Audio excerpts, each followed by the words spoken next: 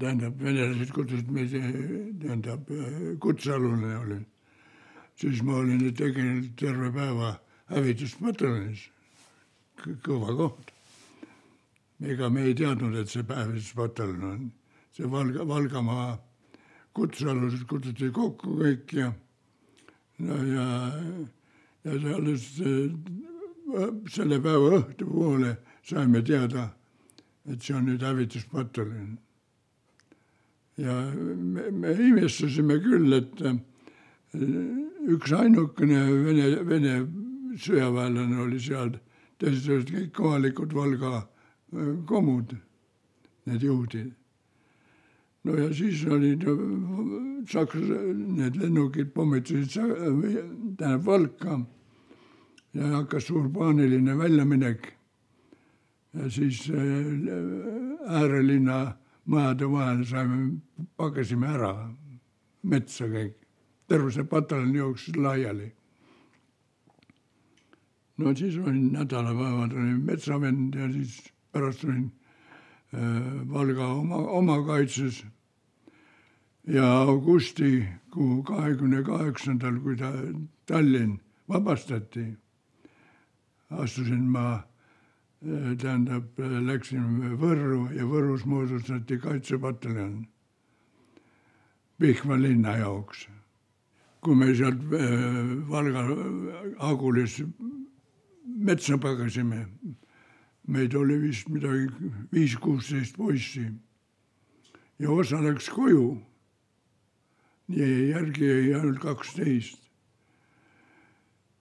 Ja kui me pärast leidsime, et üks nendest, kes koju läks, oli sattunud hävituspataljoni kätte.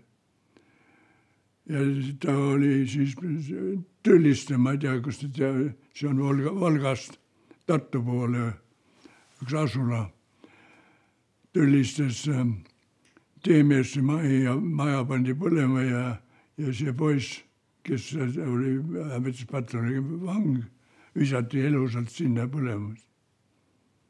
Partisanide tagaajamine. Tegelikult on see umbes samasugune töö, nagu meie missionäärid teevad.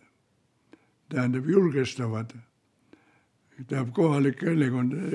Tegelikult ega vene külaelanik, muusik, tema tahab elada nagu iga teine inimene. Temal on vaja kaitset, sest partisan rööb teda ka. Partisan tahab süüa ja partisan võtab vägisi. Ja kui vene külamees ei taha anda, siis partisan laseb ta maha. Tähendab, partisan on terrorist. Ja nii. Meie ülesanne oli siis julgestada ka külasid. Ja tähendab sa neid, ütleme, partisane kätte saada või neid eemale kihutada. Tõmbasime tagasi ja võtsime liini sisse ja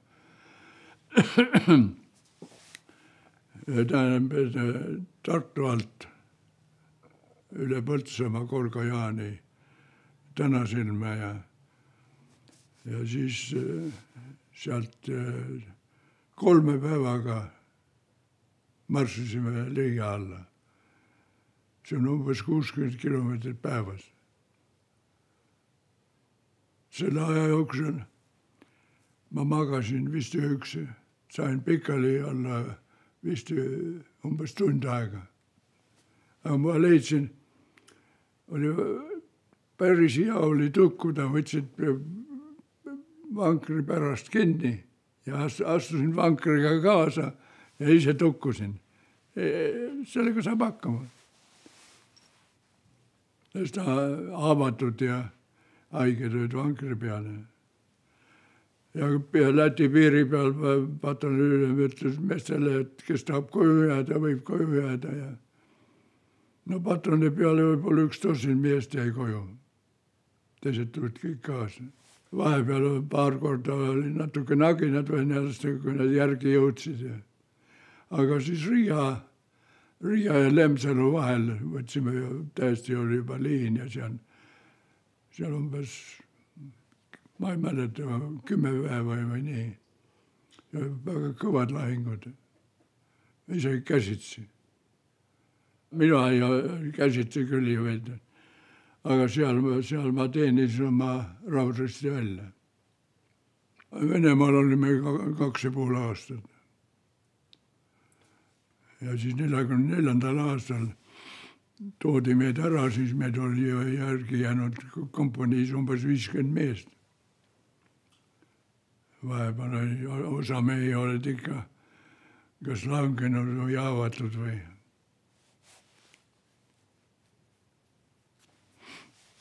Aga siis 3 kuud saime puhkust.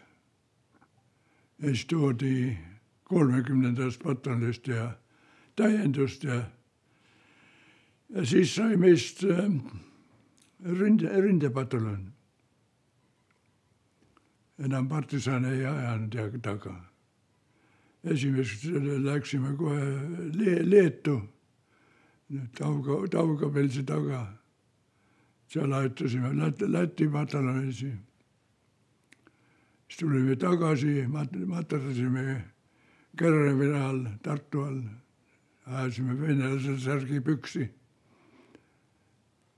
Ja siis, kui see suur taganemine tuli, taganesime Riia alla. Ja seal tulid lahingud pidada. Ja lõpuks sõitsime laevaga Dantsigi.